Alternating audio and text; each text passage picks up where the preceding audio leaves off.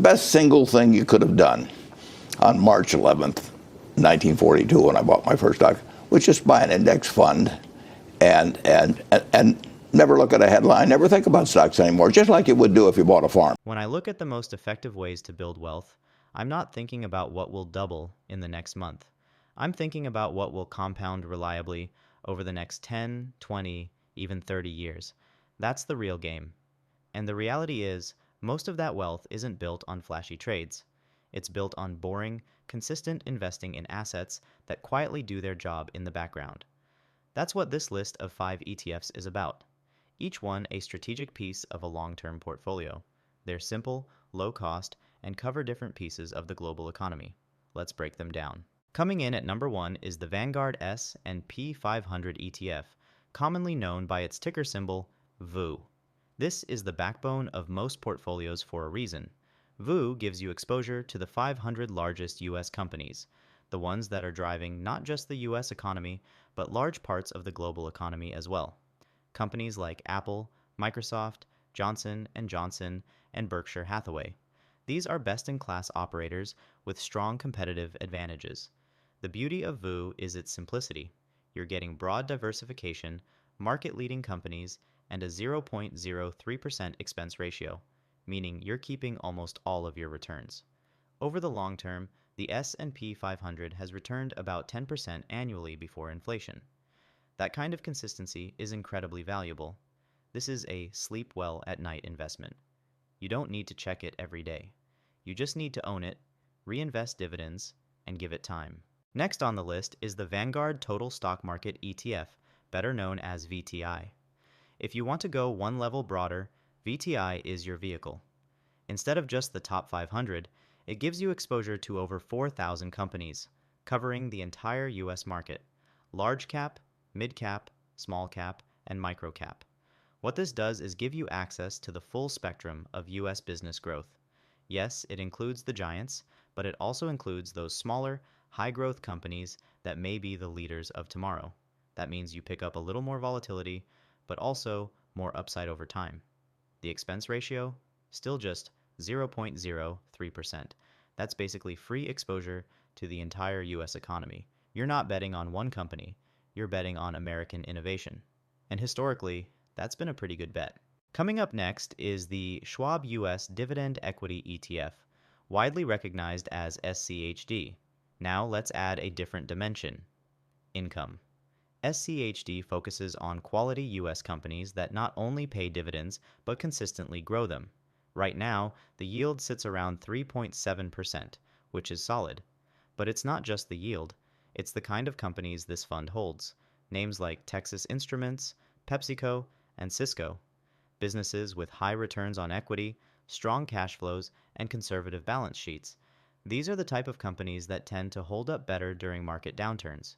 And when markets are flat or declining, those dividend payments can help smooth the ride.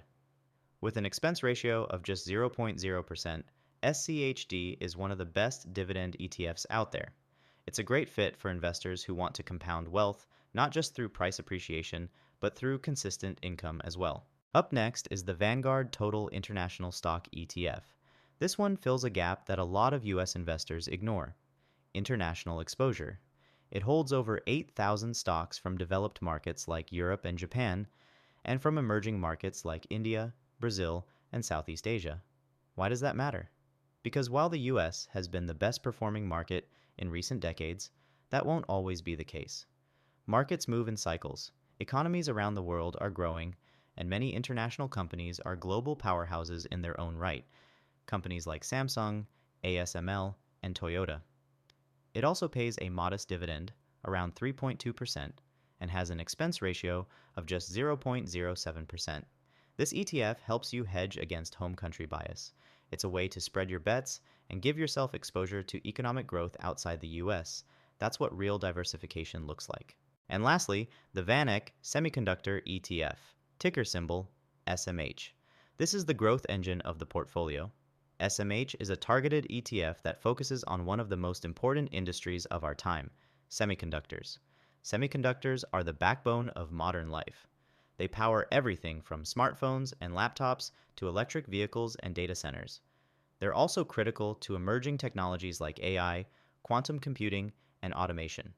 Companies like NVIDIA, TSMC, and Broadcom are at the center of this innovation. Now, SMH isn't as cheap. Its expense ratio is 0.35%, but the return potential has historically justified it. Over the past decade, this ETF has compounded at over 20% annually.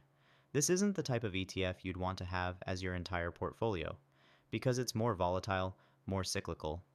But as a satellite position, it brings high growth exposure that can supercharge long-term returns. You might be wondering, why these 5 ETFs? The answer is simple.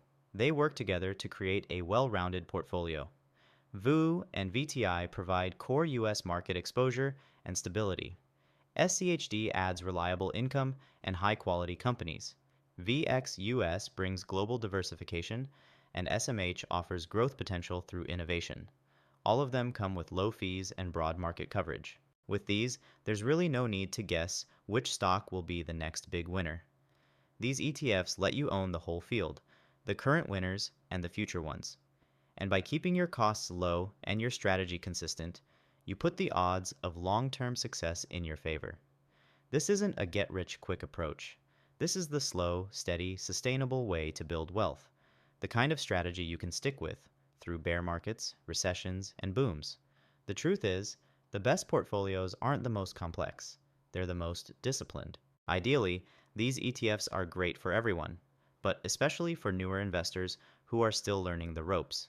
As you gain more experience and become more familiar with the market, you'll discover strategies and approaches that better suit your personal goals. Think of this as a starting point, designed to help you feel confident and less intimidated by the stock market and investing in general.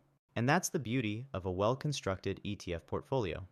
It doesn't require you to predict the future or beat the market. It just requires patience, discipline, and time. It's not about getting rich overnight. It's about getting rich eventually by doing the right things consistently. Thanks for watching. Let me know what ETFs you're investing in, or if there are any others you think deserve a spot in a long-term portfolio. I always enjoy reading your thoughts. As always, stay focused, stay patient, and keep investing.